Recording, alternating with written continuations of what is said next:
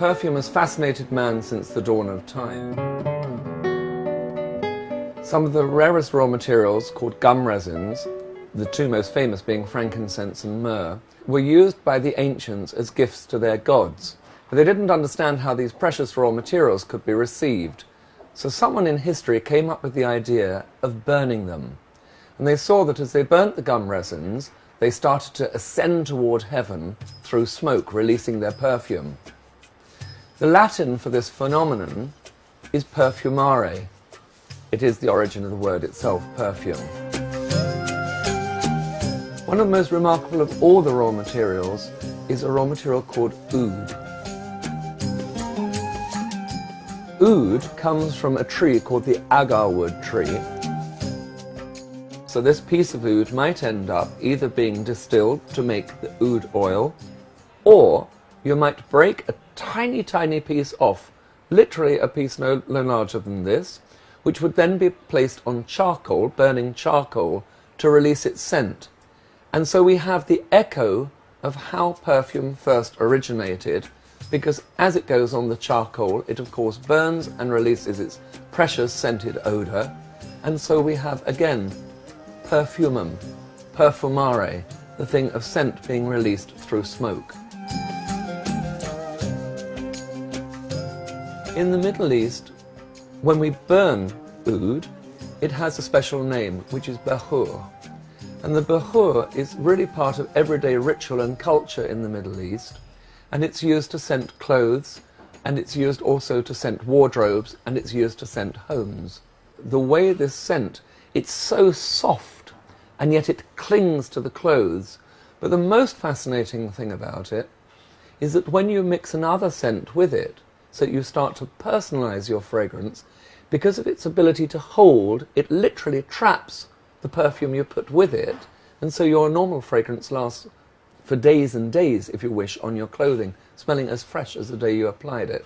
And it's one of the very, very unusual qualities of oud. For somebody who's really a specialist, they would look at this piece of oud and experience, and their eye would tell them just like that, the quality of it and its value. Because this literally is, along with ambergris, the most costly raw material in the world, and very often this raw material will cost many, many times the price of pure gold bullion. The age of the oud and the source of origin determine its quality. No one would use an oud which is brand new. It would be really like taking something like a balsamic vinegar, which is very, very young. What we want is for the thing to age and become mellow. Most ouds that you find in an Arabic perfumery are going to be somewhere between maybe 10, 20, 30 years old. And sometimes you might be lucky to be able to smell an oud which is 120 or 140 years old. Those are incredibly rare. There are only a handful of perfumeries that would have such a material, because if you think it's finite, you can't suddenly have huge volumes of it. And so you really are stepping back in time in a way and stepping into the ultimate world of luxury.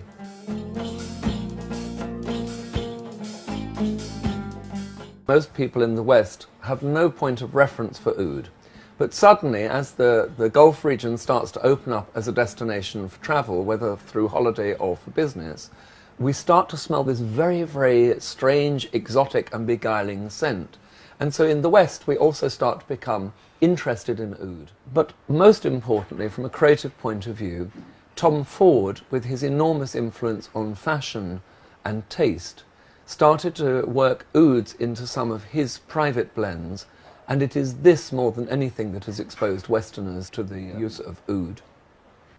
I think one of the things for me which is fascinating about the Middle Eastern market, that Middle Eastern clients' approach to scent is just unlike any approach in the West. I think that we just don't have the comprehension of how important fragrance is in Middle Eastern culture, the way they use the scent. And I think that whilst there's been a recession, or is a recession, which touches everybody around the world, somehow, certainly for the Middle Eastern clients, there is no way they would give up perfume for something else. It's too ingrained as part of everyday life. Once you have discovered oud, you almost can't imagine the idea of perfuming yourself or wearing scent without a little bit of it. Oud is very warm, very deep, earthy, a little bit dry, not sweet, sensual, sometimes can be smoky. It pervades the air in a gentle way. It's like smelling wind that just wraps you up in its soft, gentle sensuality.